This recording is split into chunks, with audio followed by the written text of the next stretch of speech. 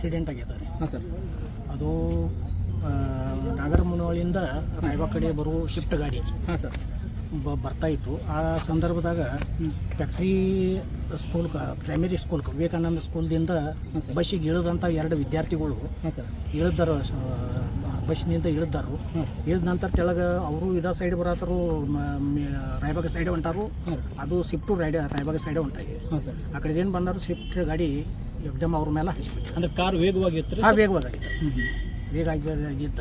ಹಾಂ ರೀ. ಎಷ್ಟು ಜನ ಇದ್ರು ಸರ್ ಯುವತಿಯರು? ಅವ್ರ 2 ಜನ ಇದ್ದಾರೆ. 2 ಜನ ಬಾಲಕಿಯರು. ಅಕ್ಕ ತಂಗಿಯರು.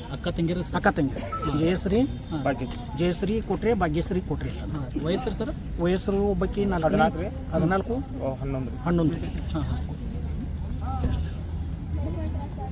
ಅವ್ರಿಗೆ ಏನಾಗಿತ್ತು? ಯಾವ ಸ್ಕೂಲ್ ಸರ್? ಈಗ ಒಂದು ಪೇಷಂಟ್ ಡೆತ್ ಆಗೈತೆ ರೀ.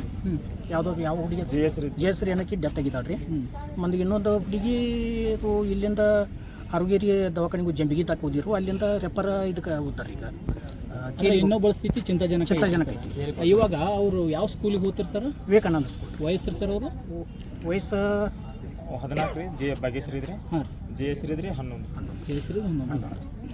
ಸರ್, ಇವಾಗ ಅದು ಆಕ್ಸಿಡೆಂಟ್ ಆದ ಸ್ಥಳದಲ್ಲಿ ರೀ ಕಾರ್ ಚಾಲಕ ಅಲ್ಲೇ ಇದ್ನ ಅಥವಾ ಅಲ್ಲೇ ಇದ್ರು. ಸರಿ, ಕೂಡಲೇ ನೀವು ಸ್ಥಳೀಯ ಪೊಲೀಸ್ ಸ್ಟೇಷನ್ಗೆ ನೀವು ಕರೆ ಇನ್ಫಾರ್ಮ್ ಮಾಡಿದ್ವಿ ರೀ. ಹಾಂ. ಬಂದ ನಂತರ ಸ್ಟೇಷನ್ದವ್ರು ಬಂದು ಅವ್ನು ಕರ್ಕೊಂಡು ಬಂದು